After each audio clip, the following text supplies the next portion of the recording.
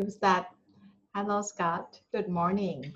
You Good know, we evening. were good evening, good morning, good afternoon, and howdy doody to you. Uh-huh.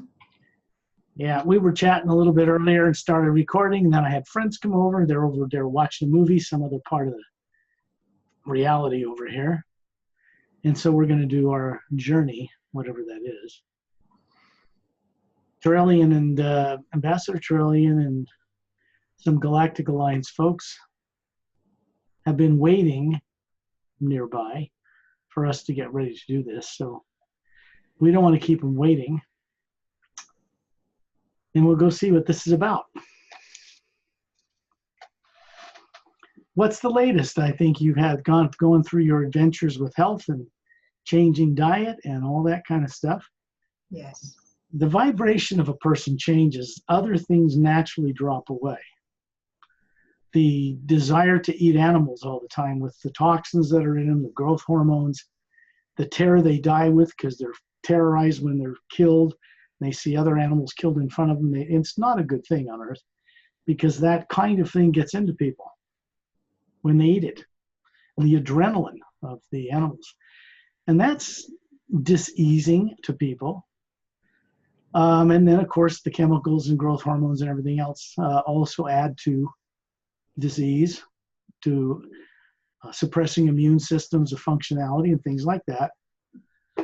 So you've got a whole planet of people who think they must have protein from animals, which is absolutely not true.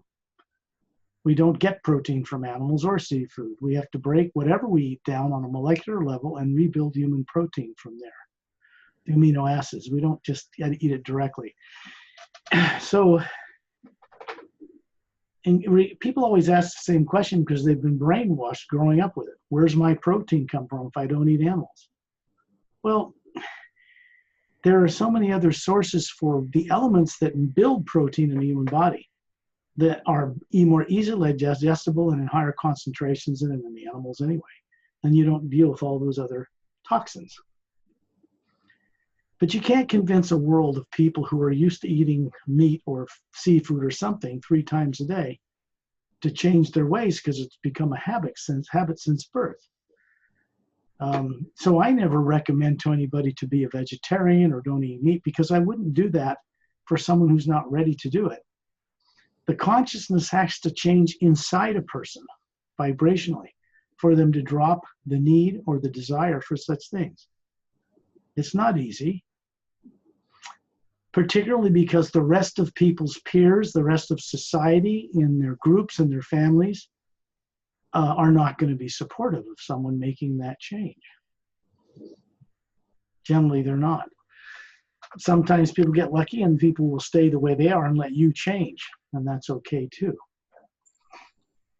These kinds of things that happen to a human being when their consciousness is more liberated gives them a greater access to different kinds of energy that have been suppressed, and it makes it possible for them to drop other things that really aren't useful, that are more harmful, and that, basically depress their energy. Eating too much wheat gluten in bread all your life, especially bread that's leavened with yeast, is not good because that produces a condition called candida, which is a type of yeast spore that proliferates in the blood. That causes fatigue and 100 other different ailments that are hard to put a diagnosis on. So, sometimes as people grow older, they become allergic to gluten. Or they become allergic to shellfish suddenly because there's too much iodine in it, and they have iodine allergic reaction. And that's the body's way of telling them that their body's being toxified by the things that they habitually eat. It's a warning for them to stop or go in another direction, or eventually it will kill them.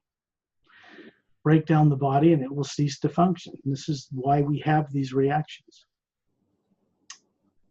The reactions are, I guess it's life's way of telling us that we need to make a change. And if we respect all life, most beings will make that change. If they really don't respect all life, they're probably going to be reluctant to change at all. That's also a bad habit. Habits like this are compulsively They compulsively influence a person's decision making, but their subconscious influences, their negative subconscious influences that most people aren't aware are there because they're subconscious. Anything that's in a subconscious domain is something that's there that you're not aware of that can influence you. Tyrants know this. That's how they operate, to influence people subconsciously, to keep them where they want them, changing little in a lifetime and then dying in a faith or belief that they're going to be saved and find all about what it's all about after they die. There's no guarantee of that. There's no one's ever come back here to tell people what happened after they translated.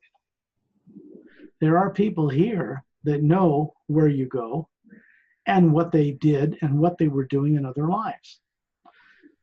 To recapture that information, a person has to change many things. They have to want to create or co-create with this omnipresent living energy new ways of doing things than the ways they have been doing things. When they do that, there are beings out in the universe and on different dimensional levels that will cross paths with them to help them go further. This is almost spiritual law 101. But the being has to make the first step in the right direction.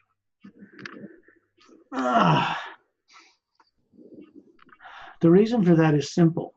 Tyrants will wave a magic wand and get people to put them on a pedestal, to worship them, or to give up their free will to some other being who says, I am your spokesperson for the divine. That's a tyrant speaking. They may not know they're a tyrant, but they're acting as one when they do that. Because the most benevolent advanced beings never wave a magic wand in front of anybody. They help or assist people to recover and awaken their own higher faculties. The ability to look into the grand multidimensional universe to see and know things with confidence for themselves by direct experience. I've always said this, faith is a good place to start, but a terrible place to end up. This is not making a criticism of people in faith groups. It's saying that faith, belief in something, if it's really good, should lead to direct experience about what they believe in.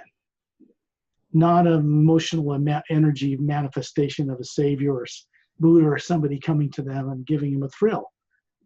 Actually having the experience of the wisdom and the knowledge of what the grand multidimensional creation is like. Individual beings have this capability. Even people on Earth, they just don't know it. They don't believe it. They don't trust it. They don't trust themselves. And it's probably with good reason they don't trust other beings from other worlds. And yet the people that live on this planet, governments and other ways, lie to them every single day of their lives in one way or another. And they trust them reluctantly because they think they don't have a choice. But they do. I would say that when a being becomes risen in vibration enough, they begin to see through all the deception easily and effortlessly, and they're able to meet and cross paths with beings that can help them recover ever so much more of what was taken from them in their past without their consent or awareness, against their own will. People think they came here because of God's will, because it's a nice, convenient thing to believe. But in reality, there's no being with any common sense out in creation that would come to Earth voluntarily and say, yes, I want to come to Earth and have all my former memory of who I am as a soul, as an Atman, and everything I used to do in the universe shut down. There isn't any supreme being up there that orders that kind of thing for people. Tyrants in between that source and us do it all the time. And people fall for it. They're raised on a planet that, for the most part, worldwide, does not encourage seeing and knowing real truth.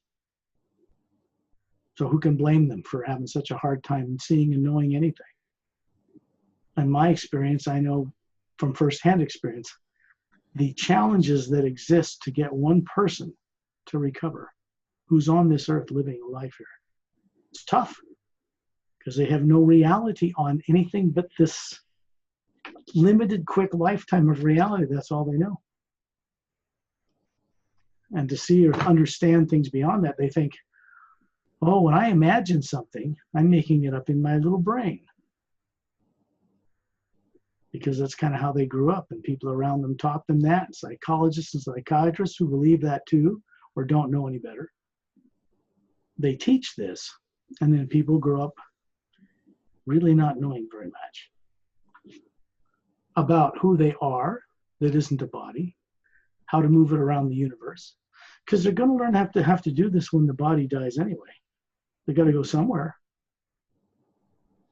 And if you wait till after you're old and dead and gone to find anything out, what's the guarantee that you won't carry all your fears and traumas with you and recreate again the same circumstances of the life you just left and get in another body and have no memory and go all over again at it?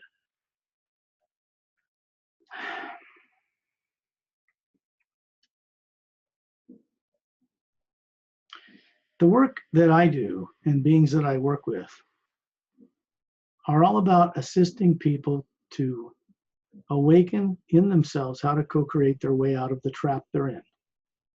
Because then they're directly, personally involved in that liberation, and it becomes permanent. If someone gives it to them without any experience about how to balance or hold on to enlightenment, or what to do with the energy they have available to them, they will misuse it, or get it misdirected, or crash and burn and end up unconscious in another body all over again. And this is not practical or useful. So if people want to recover who they are, what we do has nothing to do with forcing anything on anyone. It does not have anything to do with putting up our fists and throwing darts at classified people, royal families, governments, or anybody else. It is a complete and utter total waste of time and energy. Because if people put up their fists to fight the good fight, they're putting out a negative field energy that connects to other negative fields of energy, and they're trapped by it. Because they don't understand what the correct use of the creative imagination is for. It's not for that. When someone imagines something who thinks it's in their brain, they're never really going to know consciously how it is or what it is they're imagining or where it comes from, because they believe their little gray matter in here is making it up. That's not true. There isn't really any kind of faculty in the human brain, gray matter, that can use a camera and project a motion picture of images on a screen that you see in your imagination. The brain does not work that way. It's not designed to work that way. When a person closes their eyes, the eyes are off. The little rods and cones that detect color and frequency and depth and sound and dimension are off. There's no light coming into the brain, no images. So when you close your eyes and imagine a butterfly or a waterfall or the camping trip you were just on last week, who or what is seeing it? Not the brain. It's not rerunning a memory. Again, you would require a motion picture camera, a screen, or something to project something for you to see. Brain doesn't work like that. That's not what it's for. It means that the imagination, the ability to see into the grand multidimensional universe, is something all Atmas or souls, each individual that runs bodies, has as an ability. They just don't remember it. It's been suppressed. And there's other subconscious things that will tell them or terrorize them emotionally into not looking very far outside of their own body or into the universe, because they think that some negativity is going to capture them. If they look around this planet on the condition of this world, they're already captured here. They couldn't be any more captured by getting out of their body than they already are. because they don't remember who they are, how to get anywhere. And that's the problem. They don't understand, believe, or have any confidence in their own higher abilities as a being. Not because they're gone or destroyed, but because they have been subconsciously suppressed through the misuse of very advanced non-terrestrial technology in galactic history. Real galactic history. The real history of this planet, this solar system, the galaxy, and other galaxies, and the multidimensional universe is way, way beyond what people on Earth understand. Most people, I mean, they don't. Because they don't think they can see beyond this body or know what the sources they come from. Most people don't think they have the capability to comprehend and understand what the Supreme Being is, or this prime source, prime creator.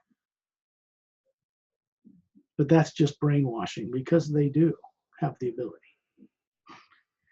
It needs to be awoken in a practical way, and it needs to be done through their own direct awakening, enlightening experiences. Or they're just left with faith, belief, speculation, doubt, and fear. And those are all negative emotional states. They create, through the creative imagination, those conditions in life. The reason for that is that the omnipresent energy that underlies the physical universe and all the other dimensions and realities beyond it comes from one type of energy. It's not matter. It's not protons and electrons and neutrons and atomic. It's behind all that. It's energy, but not as people on Earth understand it. Advanced craft from other worlds in the physical universe ride on the current of this energy without using it. Their ships have no tailpipes. They pollute nothing. They don't even use energy. It's pretty cool. That's just in the physical universe.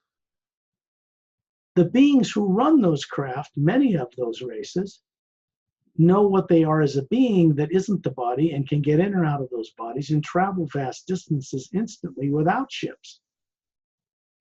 They can also use ships depending on the need, but they're not stuck in just using them. It's different than people think. Okay, so with a little background information like that, perhaps when people first hear it, it rings a bell, and somewhere in their being they go, geez, that's so familiar. Somehow I just know that stuff. How did I forget that? Or how did I forget this? And it begins to wake up because some part of their being starts to get engaged in the process of recovering their awareness. The real first steps of enlightenment aren't about becoming a higher being.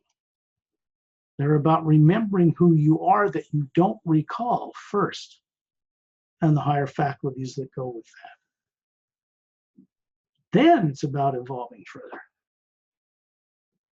So it's really in that process. Okay. Any questions you would like to ask before we go on our little journey, Perry? No, I have no question today. Okay. Ready? Yeah.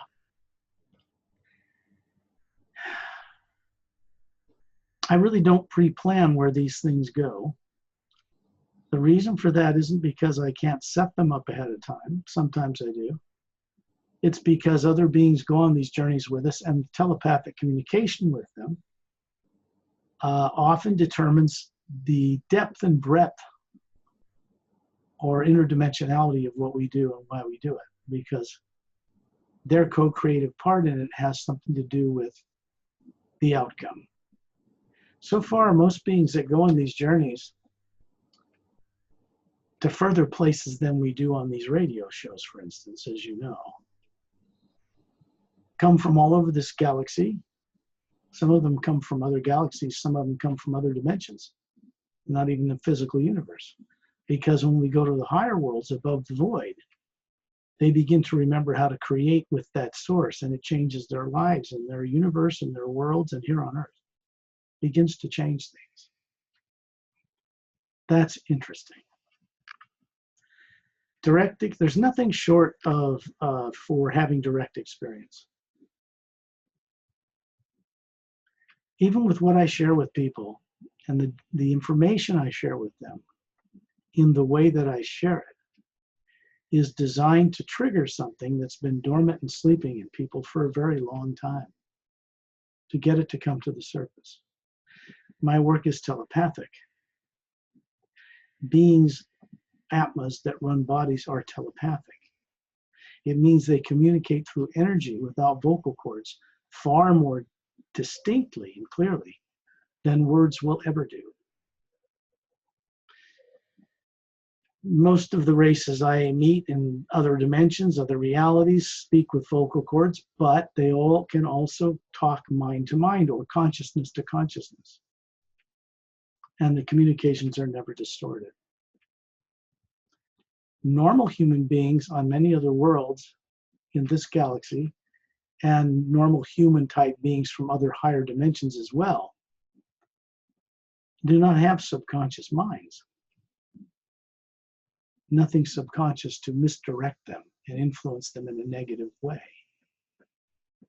The kinds of things that misdirect people on Earth are torturous, terrorizing programs, most of them artificial, that have been implanted through the misuse of technology in the electromagnetic field that surrounds the energy of the Atma, through which they see the whole creation reflected back at them in distorted ways. And because they're terrorizing, people don't see the images or hear what's recorded in them, because those are carefully occluded, suppressed. They just feel the terror, but they don't consciously understand or see where it's coming from. And it's that affects their nervous system, that misdirects them to make poor choices about how to set themselves free, what paths to cross with other beings, to exercise higher faculties and get them comfortable and effortless in use again, that kind of thing. So the more a person becomes aware that this is going, and the more control and mastery wakes up in them over such things, and they begin to be able to control them. A primary implant is a diabolical experience that generally was a torturous death before this lifetime, somewhere else in the universe, before a person was compelled to incarnate here against their will, with no memory. That kind of thing, to recover it so it's just a memory and not an influence subconsciously, takes some preparation. So a being is safe, their current body's safe, and they can go beyond this body and go through an experience like that and begin to make that terrorizing thing just a memory. Then it doesn't affect their nervous system anymore. And when that happens, they begin to remember higher faculties. Things start turning on. So but these are just words. It's important that people experience this for themselves. So with what we can do for now, on a little radio show, is I can work with the hue and send it out in a number of tones by first setting up the conditions with people so their own pineal gland in the center of their brain will begin to secrete serotonin and melatonin, which creates serotonin. These particular, let's call them chemicals, create a condition where the body runs on automatic. Heart works, blood works, breathing, when the being who runs it is gone on a journey. Everybody does it at night when they put their body to sleep. They all know how to do it, but they're not consciously doing it. Body lays down, they go, I'm going to sleep. And they start snoring. And then they wake up the next day and go, oh, gee, I don't remember anything. Because they were never trained to retrieve or download memory to the physical body when they return. They're all out exploring something, but they don't remember. So I see everybody knows how to do it, but they're not trained how to do it while they stay consciously alert and awake while the body goes to sleep. So we do these kinds of exercises to get them to reconnect with that ability. Everyone on Earth has the ability. They just don't know it. often, or pieces of it maybe. They really don't remember exactly what it is they're doing. They're still doing it, just not with bringing back any awareness, which is odd because every time a person goes to sleep at night, they die. In other words, they leave the body, but the body doesn't cease to be. It's on automatic. Then they return to it. It's the same process when the body stops permanently, except they just keep going. That's all. So it makes a big difference if a person is aware of what they're doing and who they are that isn't a body before the body dies. Because the rule is you only take with you what you're aware of. If you take with you at the time of leaving the body at translation or death of the body, terror and fear of the future, that's what you take with you. And that sets up the condition of another unconscious incarnation. We don't want that. We want to change that while we're alive, to get those conditions altered permanently. So we create a whole different future for ourselves and for others. So that's very important. Okay, well, if people are comfortable wherever they are, you and me in our little seats, you know, you in Thailand, me in Lake Forest, in the States, in the United States.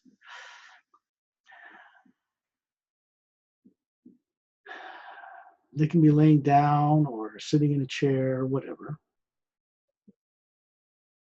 And you take several deep breaths. It's like letting go of all the concerns of the day, all the concerns for your future, all the concerns for loved ones, family, close ones, marriages, kids, everything. They're all fine. They're living in the same omnipresent energy we are, probably without knowing it too. And let go of any fear of the future of this world. Your age, physical condition, any of it. For right now, we're putting the things of the material reality aside in favor of who we are as beings that has nothing to do with bodies or the age of bodies or growing old. Atmas do not age. The being, the real individual, is spherical energy, shaped like a sphere. We are in the original image of the source as a sphere, not a human body. They got that all wrong on Earth. That's all wrong. The Atma is not a human body. It's not an alien body. It's not a body at all. It is energy. It is a type of energy that a hydrogen bomb could not destroy or alter. An Atma could sit in the middle of a hydrogen explosion, wouldn't affect it at all. That's a lower form of energy compared to an Atma. Much lower. So there's something to remember. Then imagine someone you love and respect and you're grateful they are in your life, a person, place, or a thing that's dear to you that when you think of it, puts a smile on your face. Can't help it. And that begins a process with your eyes closed of the pineal gland in the center of the brain to secrete melatonin. This is why it's so important when you go to sleep at night not to take fear and dread and doubt and anger and all these negative things into the dream state or the out-of-body state when you go to sleep. It takes practice to set up the conditions so that you only bring respect and love for all life with you when you leave, because that's what you take with you and that's the experience you'll get. We have to regulate and control how we use our imagination to deliberately only create that which will be of an uplifting benefit to all life. No opposites, no good, no bad, none of that. Okay. When I send out these tones, it's designed to turn off certain subconscious programs that misdirect and influence people in negative ways. Just shuts them off for now. When you come back, you can pick those up and learn how to master those further. But for now, they're staying off. They're not going with us. I send out this hue because it is the first sound vibration a human being can say with vocal cords or even imagine without opening their mouth, and it still works. It creates a round whole tone that sets up a vibration in harmony with the omnipresent living conscious energy that underlies all life, even the void of so-called empty space. It is there.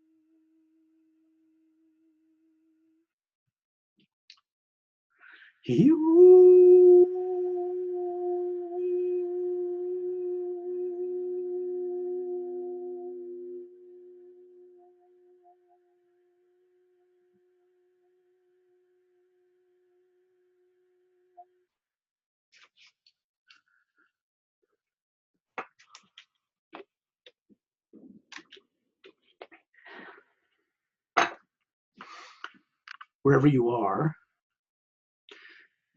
imagine a green grass field in a warm, sunny summer day. Imagine some hummingbirds floating around from violet flowers in bushes that surround you. You're laying on your back with your hands behind your head, looking up at fluffy white clouds.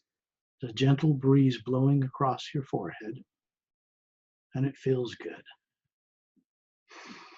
You can smell lilac flowers. Now, imagine you're looking down on that body, laying in that green grass field from about 100 feet above in the air, looking down at it. You can see the surrounding field and trees, mountains in the background, maybe a stream and a lake in the other direction.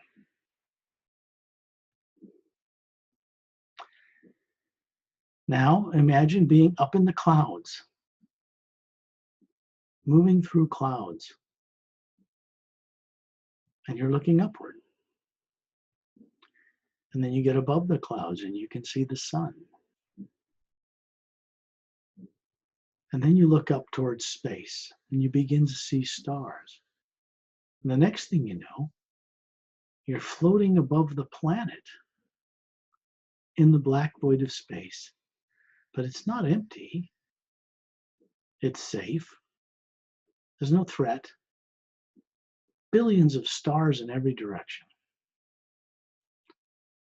And then you're going to see myself and Perry and Terrellian. He's an ambassador from a human race called the Say race.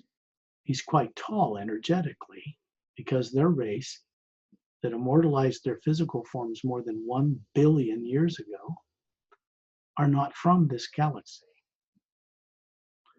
But they had a hand in creating and bringing into existence human forms like ours and help them evolve to a point where the Atmas, the real beings that run these bodies, could work them and keep their higher faculties running through and outside of such bodies.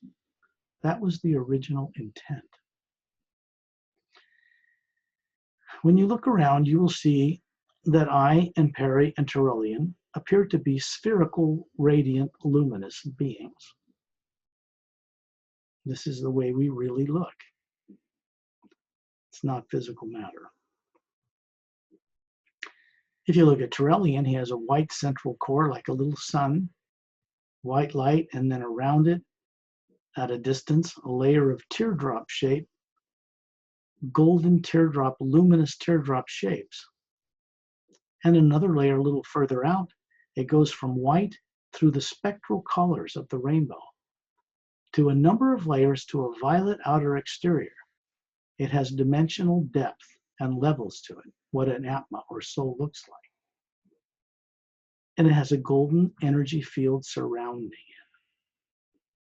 This is soul, the Atma, the being, the real you.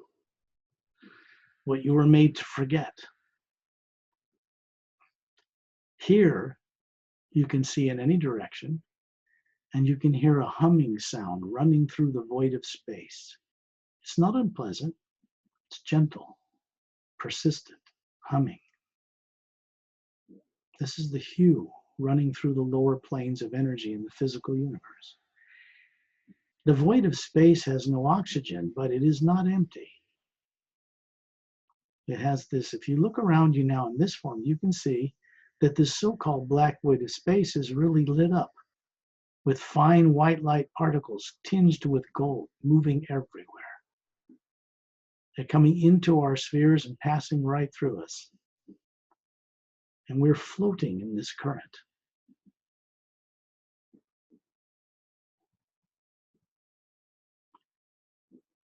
There are several others who are here with us. The one man's and woman's name, they're from the far beyond the Pleiades area. If you look at it from Earth, that constellation, they are human on their own world, in their own physical bodies. But here, they are in their Atma form to join us on this journey.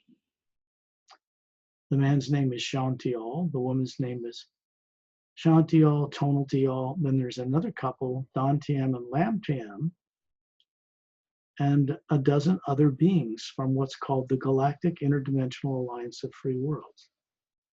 It is not a term known on Earth. It's not a federation. It's much bigger than that. And people on Earth don't even know it exists, or beings exist outside of Earth, because a very well orchestrated and highly funded operation has been in place since World War II to make sure they didn't know. That's what the classified arena is all about. If the world's governments disclose to people that they know about extraterrestrials and such technology, they'd have to disclose it to the people. This doesn't work when you're trying to develop weapons to defend this planet against tyrant races not from here.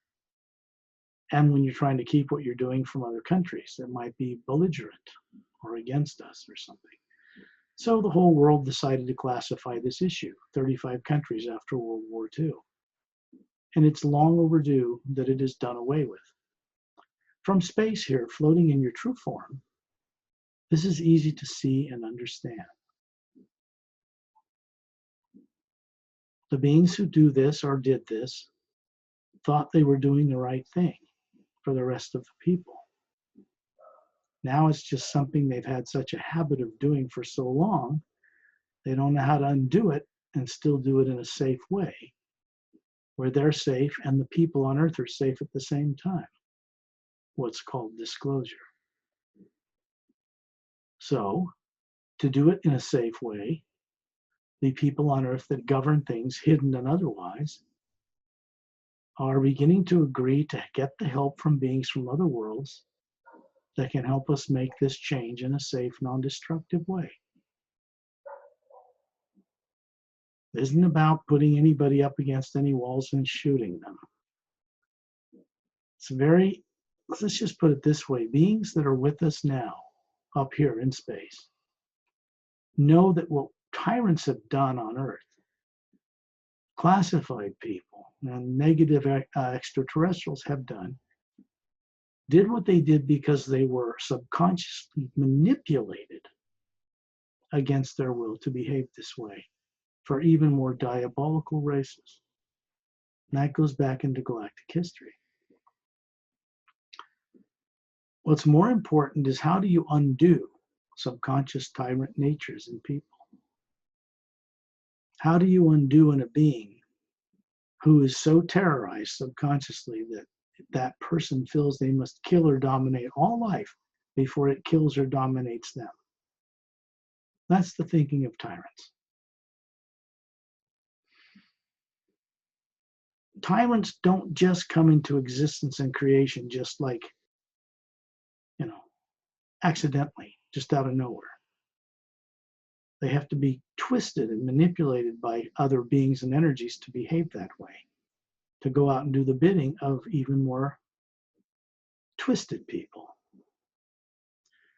So you see, the real problem isn't about harming anything to change it. It's about how you undo the experiment of evil in the subconscious of people on any world, not just Earth. This is underway now for the first time in the grand nature of the multidimensional universe. Earth is just in the way, fortunately, of this forward movement of energy, and it has to change with it.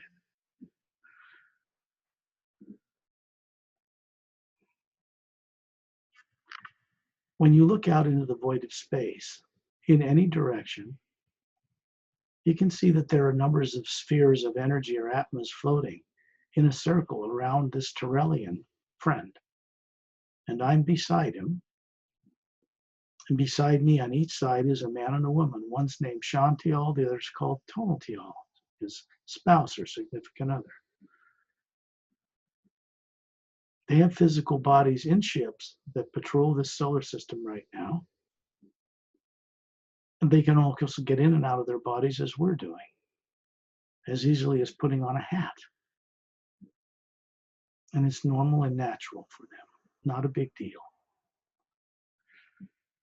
To hang around such people, it kind of rubs off on you, let's put it that way. The energy that's supportive that they put out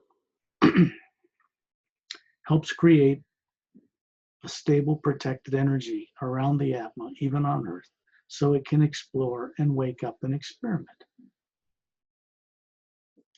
The hue we work with has a new energy running through it that provides a certain unmistakable protection. Doesn't matter what's going on Earth. For people who begin to work with it, it begins to provide a way for them to awaken what was taken from them without their consent.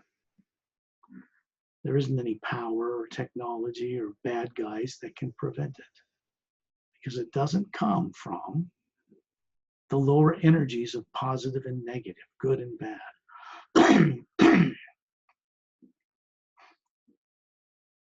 The principle is simple. If the good guys go out and defeat the bad guys in space or other worlds, it sets up repercussions in space-time. It means that whatever action you put out creates an equal but opposite reaction in physical matter. So one time the good guys win, then the bad guys win, and the good guys win, and the bad guys win. It never ends. It's pointless. This kind of way of doing things has trapped many beings in bodies in the lower dimensions for countless ages. And you might say that the entire grand multidimensional universe, from the highest realms far above the void down to the physical, have been stultified or stagnated from really changing for something better in a very long time. And now that's changing for the first time. When I send out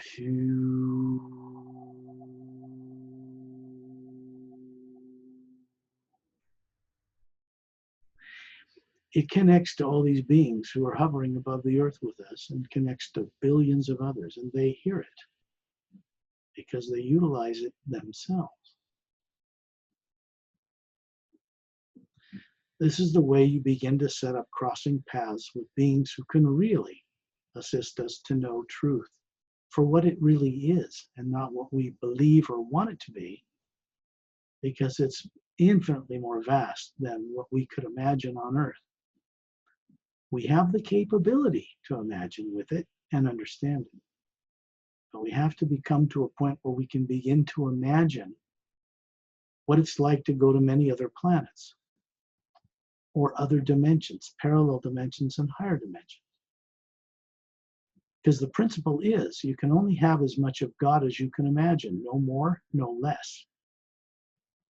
So it's really important that people recall how to imagine being on the upper worlds or on another planet or in a spaceship or down the time track or whatever.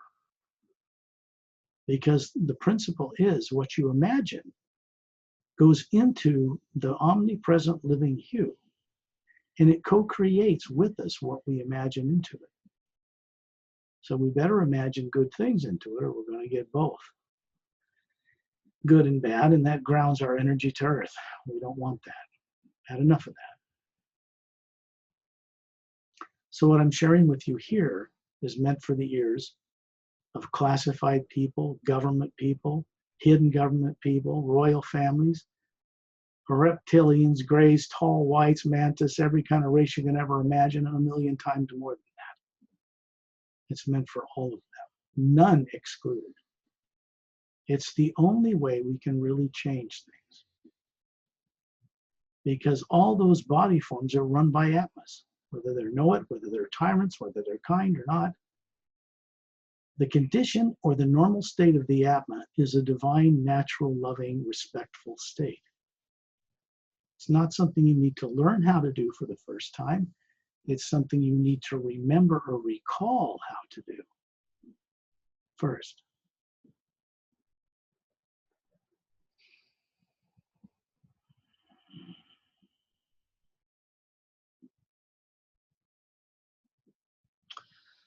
I'm just sharing with Trillian and some of the other people floating here. We're in a circle around them. If you want to see yourself with a physical form instead of a sphere up here, you can do that. It's just you, the spherical form, projecting an energy form that looks like you.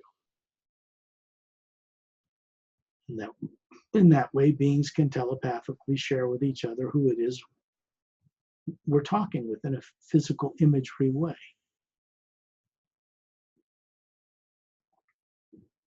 Beings can see each other as they have their bodies in one planet or another on Earth. They can also see the true form and know who that is as well.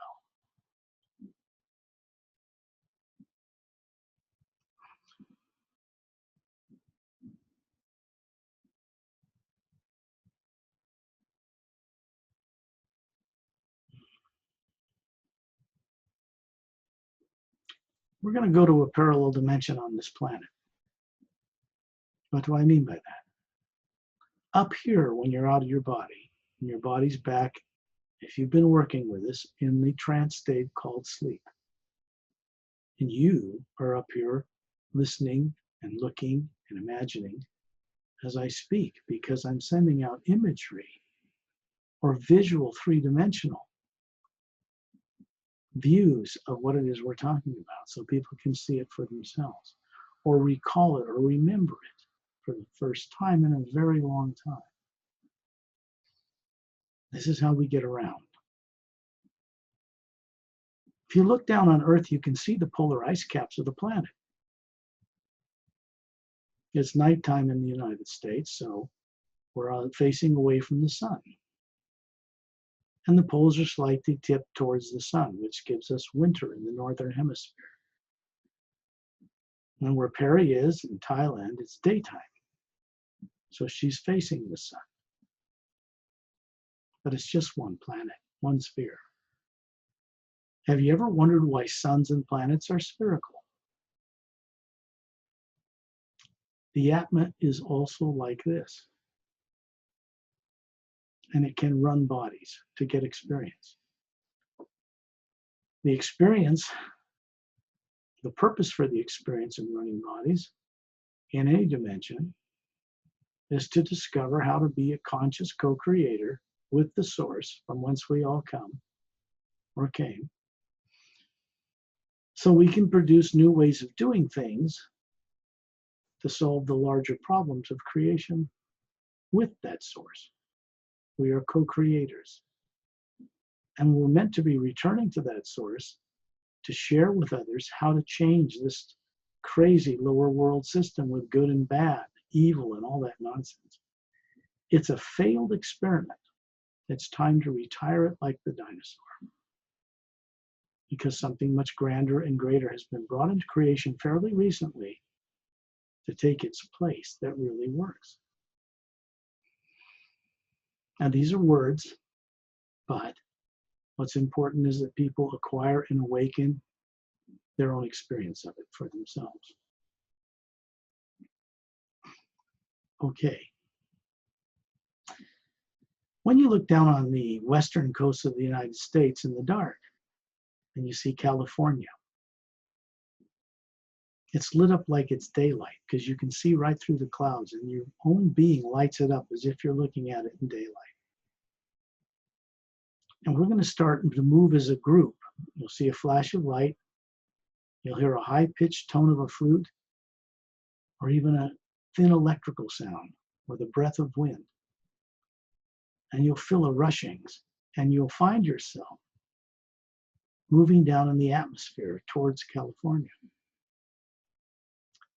And then suddenly you're going to stop in the atmosphere in a group, and you're going to see the continents shift and change before your eyes. You're going to see a blue energy field, and we're going to pass right through it. On the other side of it, you're going to see something else here.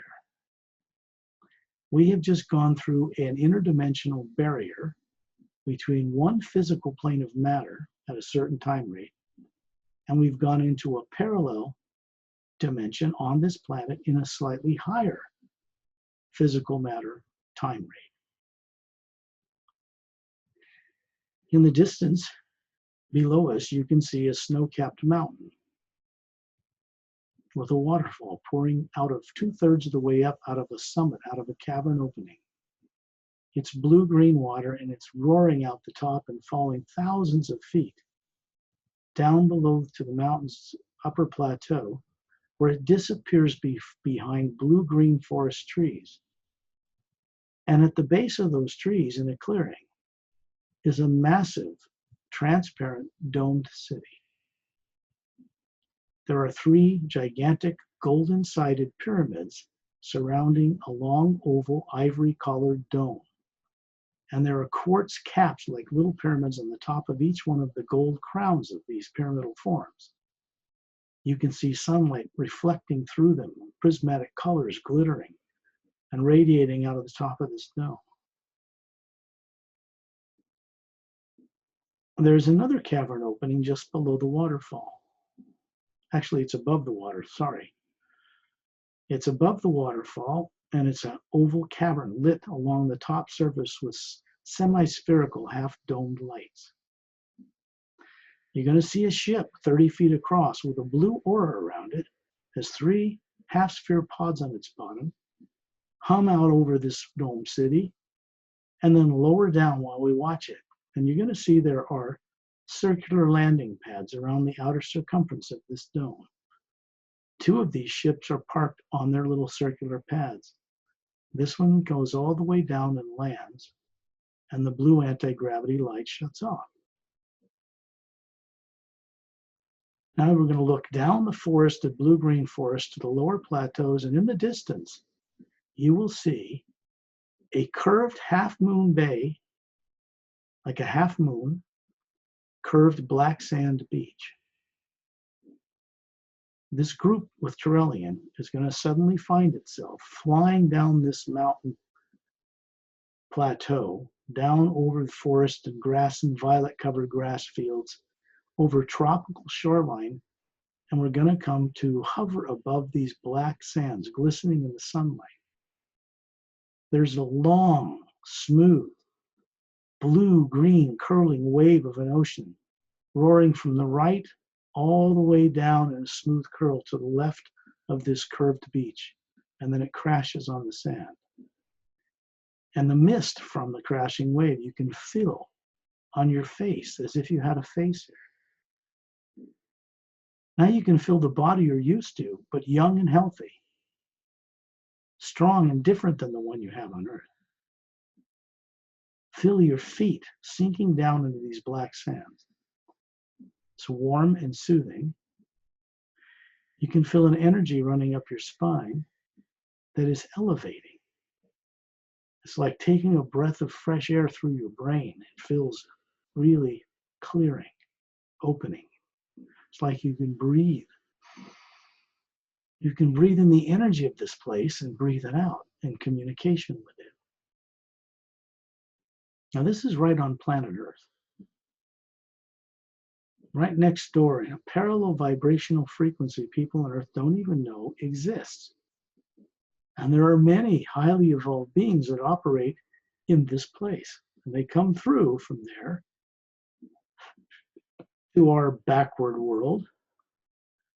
Them and many others have kept this world from being destroyed by the misdirected thinking of people who run things on this planet.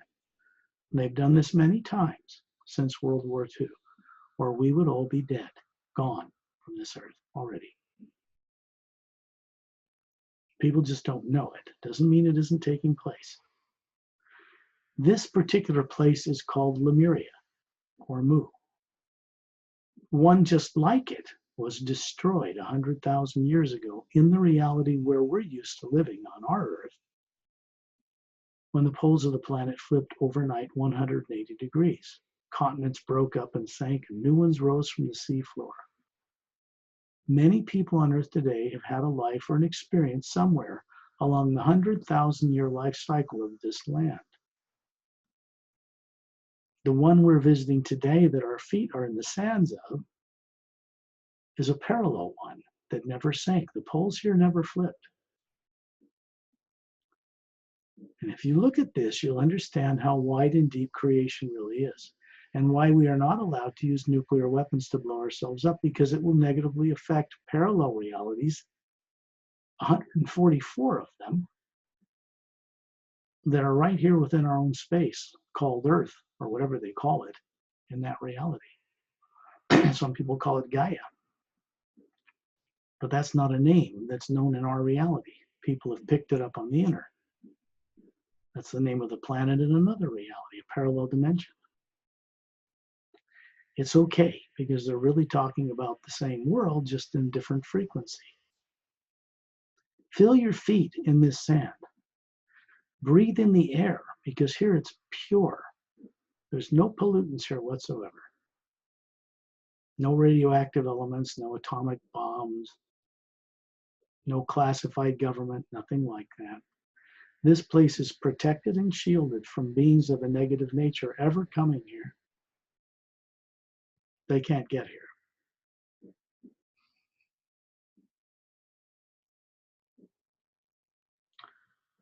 You're going to see a person begin to appear standing in the sand near us. And he's got a maroon robe on and sandals.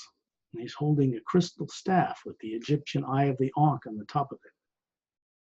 He's got a short, curly cropped beard and black curly hair, and dark pools of eyes that just seem to look into infinity. His name is Master Ramu. Now, this guy is not originally from Earth, but he's been stationed here a very long time, in part to help keep the place together. Things are changing for him now, too, and people that he's associated with to help bring about changes like a transformation of the world where we live in ways that no one will expect. He's just there to connect with us, smile, put his hand over his chest, and slightly nod his head. The staff he holds in his right hand is a device, a very special one. Quite a bit beyond the science of anything on Earth. Quite a bit beyond the science of the Galactic Alliance, actually. So this is just to meet this person and say hello. He's not going to do anything or force his will on anybody or do anything negative at all, because there's no negative elements in this parallel dimension on our own planet, believe it or not. Beings here do not have subconscious minds. That city back up the valley up there up by the mountain peak, that's a base for intergalactic travelers and spiritual adepts, if we want to call them that, the teachers of advanced races. Do things and work there, and they go through the doorway in Mount Shasta. This mountain up in the tunnel above the waterfall goes to a base in Mount Shasta in Northern California in our reality. And there are many other realities they can access from that dome city. It's good if people become aware of other realities so they can widen their perceptions and see and visualize a greater life. If people want to understand and play in the grand multidimensional universe and other galaxies and other planets, they have to first realize one thing. Space is already occupied, most often by more advanced races. So you see, we can't go play among the stars, carrying negativity and nuclear weapons aboard our reverse engineered spacecraft out there and go plant an Earth flag and take over everybody's resources. That is never going to happen. Those races will share resources and technology with Earth people freely when we deserve to work with them and can be trusted, not before. When beings go on these journeys and begin to see this, begin to experience, begin to remember a little more, they actually start to become a co-creator with the source. They start to co-create on a deeper level, helping to make this transformation on Earth take place for the first time. Because they are Atmas. It means the energy that comprises each of us comes from a source energy that has this, and this little drop we are of this pure energy, think of it as plugging it into a vast ocean of that same pure energy. And if you know how to do that, then you have the advantage of working with the entire one energy field. And it can change or create anything differently. We want to create in that because there's no negative nature in it. Okay. You can feel your feet rising up out of the black sand, and you're a sphere of energy again, revolving around Terrellian. He's just in the center of all of us to keep us focused. So we stay focused on doing something, one location to another in these journeys, so we can bring back the memory of it, which I ask everybody to send this experience. Being above the orbit in space, being in this parallel dimension on the black sands of Lemuria, the dome city, the sandal-clad, maroon-robed monk kind of guy with a crystal staff, has a golden glow around it, and send this awareness of how you feel back into your body, wherever you are on Earth, lying down in a seat, in a car, out in nature. Send it through the top of your head and let the energy of this feeling go right through your body, out into your environment, out into the world, where it connects with 3 massive golden pyramids that are now on Earth. 2 are on the deepest oceans of Earth, and 1 is inside a mountain in the Himalayas. And they are glowing, they're turned on. We connect with them because the new ray in the hue that changes consciousness for the better runs through it. And so we're co-creating this of free will, so it will pass through us. And you'll see this energy move through those pyramids out to the whole planet and then out into space, and it just keeps going. It only moves in one direction. There's no dual positive and negative nature in it. The forms of the pyramids are on Earth in physical matter, but they're not made of physical matter. They cannot be affected by any weapon or technology or by beings in the lower realities at all. And they're here to do one thing. Basically, it has to do with retiring evil as an experiment, replacing it with that which motivates people from the inside out to only create that which is of an uplifting, beneficial nature to all life. Here's the thing.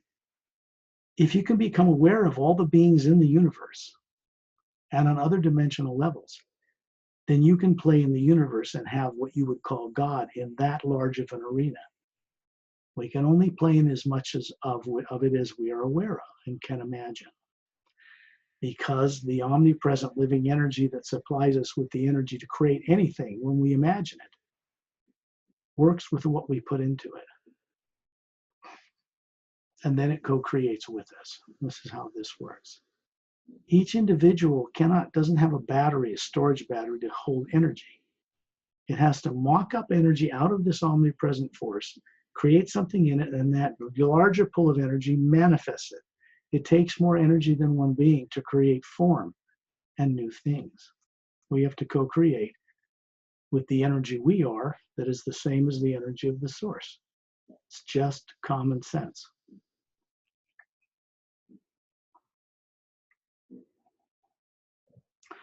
We're going to lift up off the sand, and as a group, this whole spherical energy of Torellian and myself and Chantil and Tontiel and the other beings that are beside each of you on this journey from other worlds that are kind, we're going to fly over the top of this beautiful ocean and plunge down into its depths, right into the water. And we're going to go to the bottom, several thousand feet down. You're going to see a big glowing golden pyramid here, stationed in this parallel dimension on the bottom of this ocean, sending out pulsing waves like donut-shaped lights out into the water. Another one, and it goes off in every direction. It radiates upward and downward and out the sides. This is a way the hue connects in a form on a planetary level. They can be detected by high sophisticated electronics and other things even on Earth.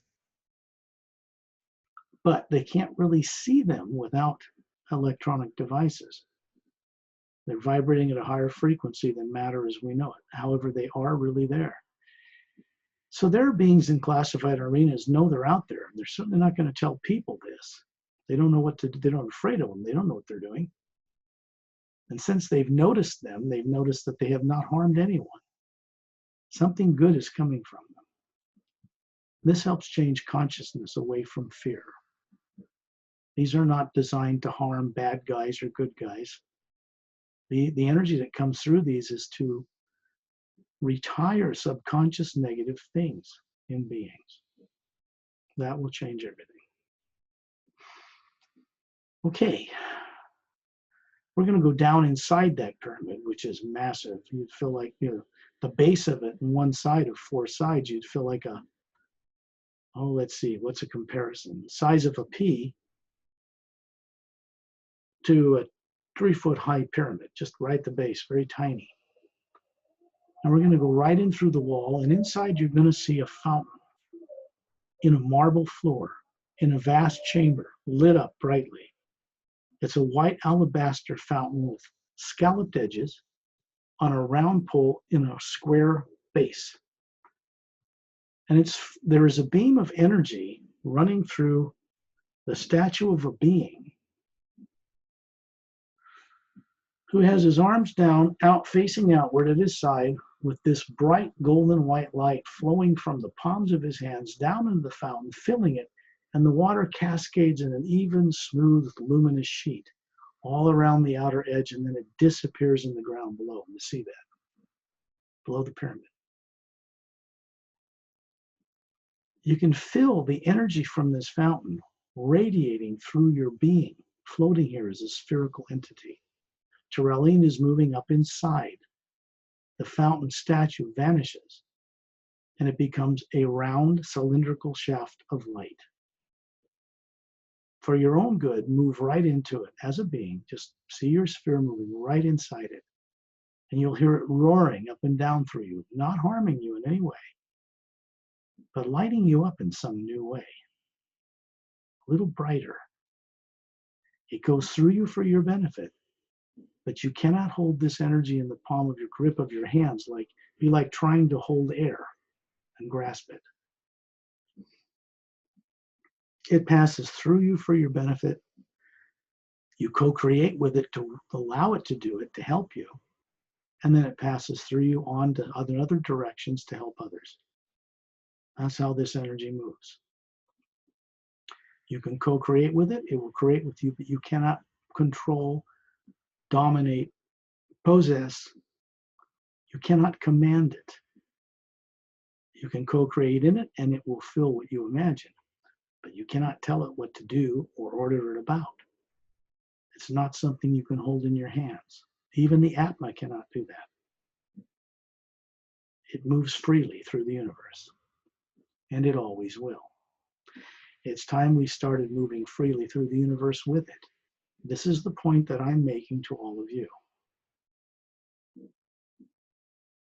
Come out of the pyramid, find yourself suddenly in the ocean. You don't need to breathe oxygen here, you're an Atma.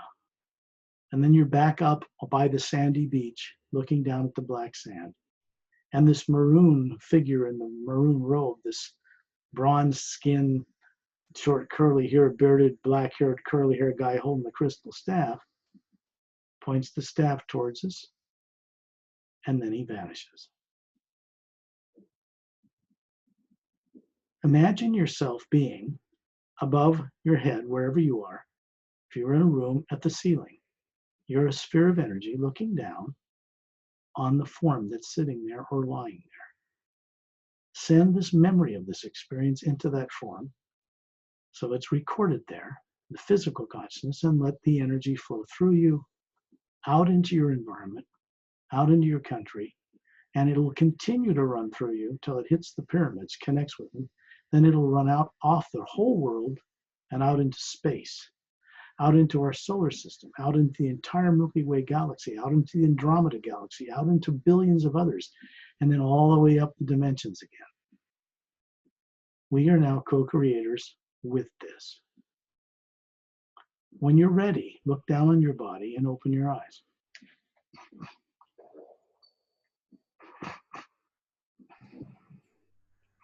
It's a long journey. Yeah. What time we got here? Yeah, it is kind of.